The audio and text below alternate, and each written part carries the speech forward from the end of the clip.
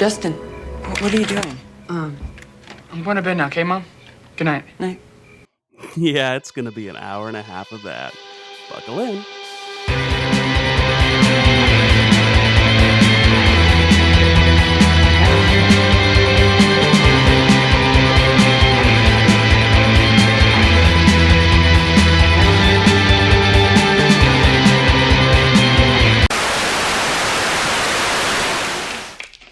Two bullet wounds, 9 puncture wounds, and 4 stainless steel screws. That's an estimate, of course. I'll give you a local. No, thank you. Do you enjoy pain? Pain don't hurt. Most of my patients would disagree with you. Okay. That's Kelly Lynch. She was the disposable Hollywood love interest your dad thought was hot 20 years ago. But in 2005, Lifetime shelled out the big bucks to bring Lynch on board to play her most challenging role yet. Concerned white lady Diane Peterson. Lucky for Lifetime, she managed to squeeze this network original in between her celebrated roles in... The Jacket? Wait, what the hell is Welcome to California? She also starred in an episode of Ally McBeal as Chloe Albright, light bulb enthusiast. After that kind of career, Lynch was fully prepared to portray the desperation and futile struggle of a woman trying to stop her teenage son from masturbating. Oh, Jesus, poor Kelly Lynch. I'll take it back when she wins that Oscar. She could put it in the empty cabinet where she keeps her Independent Spirit Award nomination.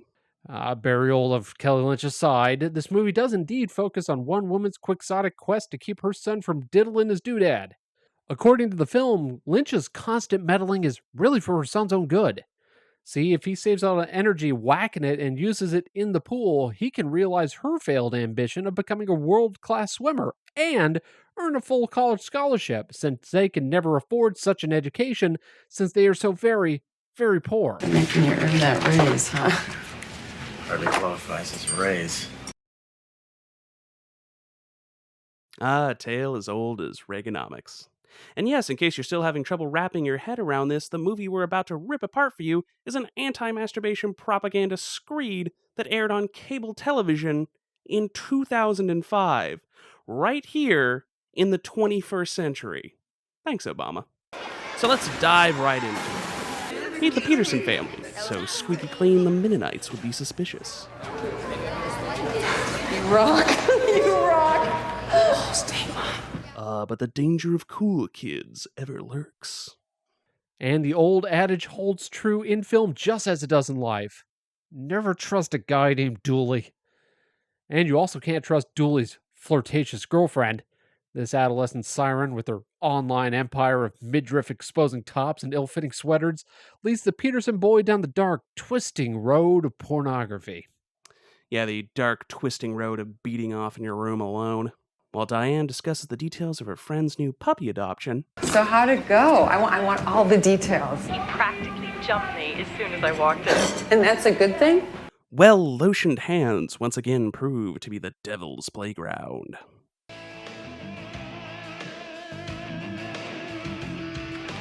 During one of her nightly checkups on her teenage son, Diane finds her boy enraptured by the explosive sexuality of the Lane Bryant catalog.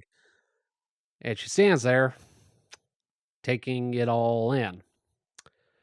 For longer than is necessary. Okay. All right, move it along. Please spare us. Please just stop watching your son. Justin, what are you doing? I'm going to bed now, okay, Mom? Good night. Night. Shamed and disgusted, supposedly, Diane sets out to right the wrongs of human biology.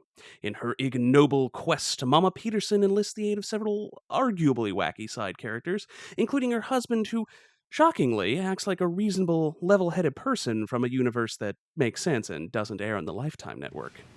Well, I told him there's more to life than big boobs. You're kidding, right? I said relationships are about more than sex. I brought up how we share the joys and heartaches that invariably come your way in life. Should I be writing this down? Yes, this reasonableness makes him the universe's greatest monster. A monster that will be proven wrong by the end of the film. Just stop lying! Just get the hell out of my face! God! What do you want to do, Dad? Huh? You want to hit me, Dad? Hey, Dad! Stop it! Hit me, Dad! Stop! Thankfully, as a white suburbanite, she's already been assigned a single black friend for situations just like this. Em, is there a way to check on which website somebody's surfing? Sure, check the history file. A friend that seems suspiciously familiar with the world of taking your clothes off for strangers on the internet. The thing is, any kid worth his mouse knows how to clear the history. What's that mean? Well, they just erase their tracks. This internet is getting scary. Honey, you have no idea. Frustrated by her own incompetence, she enlists the aid of her younger son, who is as ignored by this film as he is by his own parents. Thanks, honey. No problem. Despite the fact that he's been equally exposed and far more traumatized. Look, what I want to show you, you gotta promise me you won't tell Mom or Dad. I promise. Look, I swear I'll smash all your video games. Got it? Promise. Come on, hurry up. Dinner's in 5 minutes.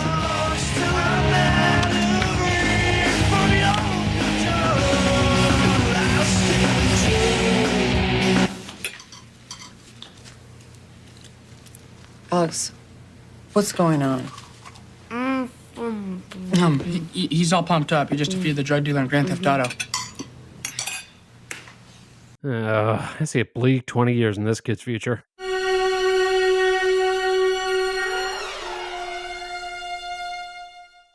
Continuing with her meddling streak, she meets up with her son's teacher at school. Here in this hallway, you can see where all the other students that her sons know is passing by. Everybody, just hi, my son masturbates.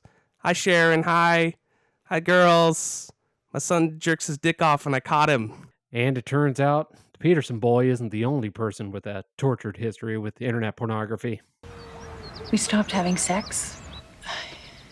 You know, I thought it was getting routine, so I tried to spice it up, and He started getting kinkier and weirder, and I kept going along with it because I wanted my marriage to hold together.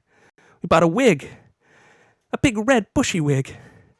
He let me put it on my head at first, but then I had to wear it on my ass and paint my ass pure white and put little googly eyes on it and learn how to walk backwards. It's so hard. It's so hard. I had to make the noises with my ass. Eric, I don't get it. Why would everybody in this town have this crippling addiction to pornography? I mean, only the sleaziest, most worthless human beings would objectify a woman's body.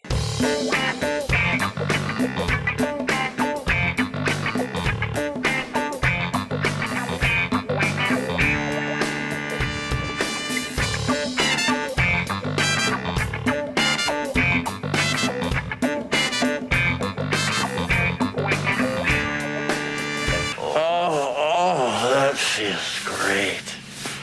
Oh, this is why I married you. It's garbage, Justin, and I don't want it in my house, ever. Do you understand? Yes. Sick is what it is, Patrick. Just sick.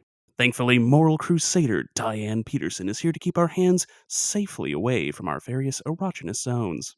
Yes, and Diane's overbearing brand of parenting forces her son to take his act on the road, where he masturbates in convenience stores.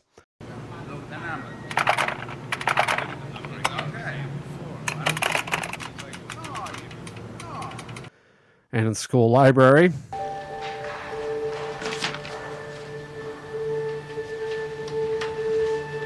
Your friend's basement. That's pretty extreme, dude.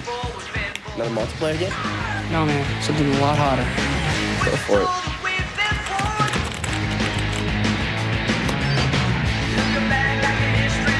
Which inevitably leads, as it always does, to white slavery. You know what you need?